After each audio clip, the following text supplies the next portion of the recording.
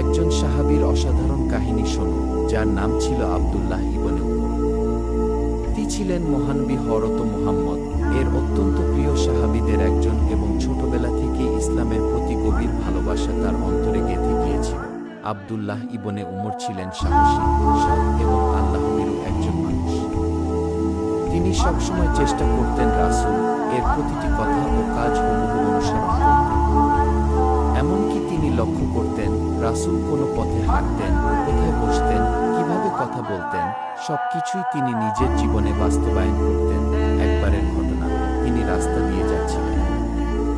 হঠাৎ একটি নির্দিষ্ট স্থানে এসে তিনি তার উট থামালেন এবং কিছুক্ষণ সেখানে দাঁড়িয়ে থাকলেন। লোকেরা অবাক হয়ে জিজ্ঞেস করল, আপনি এখানে কেন থামলেন? তিনি উত্তরে বললেন, একদিন আমি দেখেছিলাম রাসূল এই জায়গায় এসে কিছুক্ষণ থেমেছিলেন, তাই আমিও থামলাম। এই ঘটনাটি তার গভীর ভালোবাসা ও আনুগত্যের একটি উজ্জ্বল উদাহরণ। তিনি শুধু বড় বড় ইবাদতই করতেন না, বরং ছোট ছোট কাজেও রাসূল এর সুন্নাহ অনুসরণ করতেন। তিনি দানশীলতাতেও ছিলেন অত্যন্ত অগ্রগামী। যখনই তার কাছে সম্পদ আসত, তিনি তা দরিদ্রদের মাঝে বিলিয়ে দিতেন।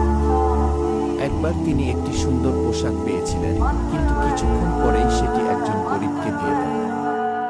কারণ তার বিশ্বাস ছিল দুনিয়ার সম্পদের চেয়ে আখিরাতের পুরস্কার অনেক বেশি মূল্যবান। আব্দুল্লাহ ইবনে উমর সবসময় সত্য কথা বলতেন এবং অন্যায়ের বিরুদ্ধে দৃঢ় অবস্থান নিতেন। তিনি কখনো ক্ষমতার লোভ করেননি, বরং সবসময় ন্যায় ও সত্যের পথে অবিচল ছিলেন। তার জীবন থেকে আমরা শিখতে পারি, একজন প্রকৃত মুসলমান কেবল বড় কাজের মাধ্যমেই নয়, বরং ছোট ছোট আমল এবং প্রতিদিনের আচরণের মাধ্যমেও আল্লাহর সন্তুষ্টি অর্জন করতে পারে। ভালোবাসা, সততা এবং সুন্নাহ অনুসরণের মাধ্যমে মানুষ তার জীবনকে সুন্দর ও অর্থবহ করে তুলতে পারে। এই মহান সাহাবীর